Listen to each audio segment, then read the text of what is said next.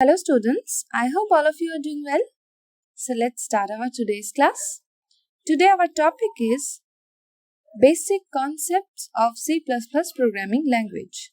But before starting C++, I want to tell you about what is program, why we need programming languages. Now first is what is program? A program is a set of instructions that a computer follows in order to perform a particular task. That means the instructions that we give to the computer to perform a particular task, those instructions are said to be programs.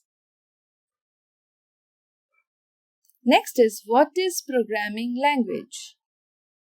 A programming language is a computer language and it is used by programmers to communicate with the computer. Examples of programming languages are C, C++, Java, Python, etc. A programming language is actually used to develop desktop applications, websites, and also mobile applications. Next, what is low-level language? A low-level language, and also said to be machine-independent programming language, is a language that a computer can understand. It comprises of 0 and 1.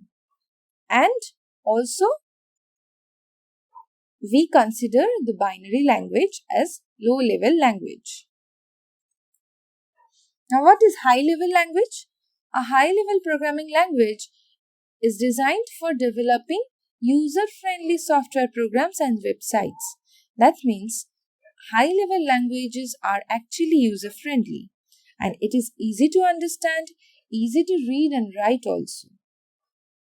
High-level programming languages are Python, Java, C, C++. So, we are going to discuss about C++ and that is a high-level programming language. It is user-friendly and easy to understand by us. Now next, we will come to the C++. So first topic is what are the data types in C++?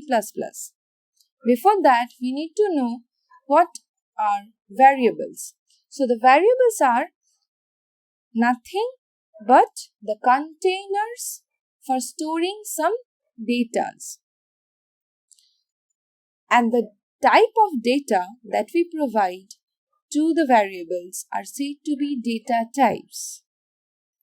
So, we will discuss about some different types of primitive data types in C++. First is integer. So, what is that? Integer stores the whole numbers. And the keyword used for integer data type is int.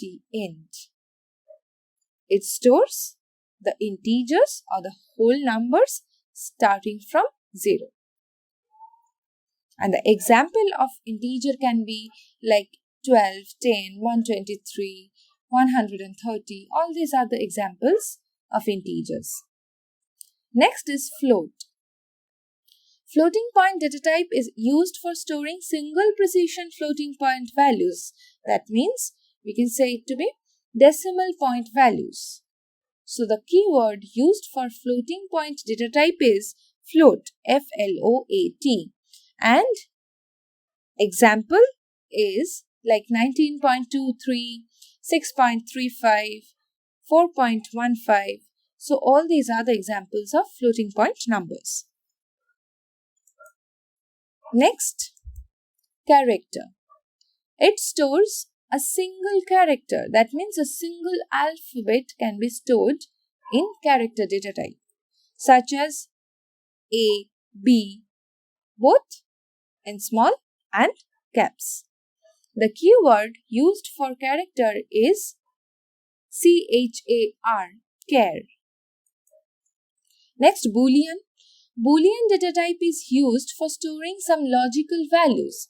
That means a Boolean data type can hold either true or false. Keyword used for Boolean data type is bool, B-O-O-L. Next, what are identifiers? Previously, I have told that the variables are nothing but the containers of data that we provide to the computers. Now, the names of those variables are said to be identifiers. In details, all C++ variables must be identified with unique names. So, those unique names are called identifiers. In time of naming a variable, we need to remember some rules and regulations of C++. So, those are: names can contain letters, digits, and underscores. Letters means A, B, C, D, alphabets. Digits means 0 to infinity, like that. And underscore is a character. Next, names must begin with a letter or an underscore. But always remember that names cannot begin with numbers. We cannot start a variable name with numbers. If we write like 01A or 01B, whatever it is, it will be considered as an invalid identifier. So, the name is invalid if we start with digits. Next, names are case sensitive. I have given an example, that is my var. For my var, V is in caps, and secondly, my var, here V is in small. So, these two names will be considered as different variable names, as V is in caps for the first, and for the second, V is in small letter. So, these two will be considered as different variable names. Next, names cannot contain white space, that means blank space. We cannot put a blank space within names, and we cannot use special characters like exclamation, hash, percentage in time of naming a variable. So, some reserved words in C++ that are said to be keywords like int, float, char, etc. All these keywords cannot be used as variable names. Next, I have mentioned some valid variables names. Okay, so all these are said to be valid because all are started with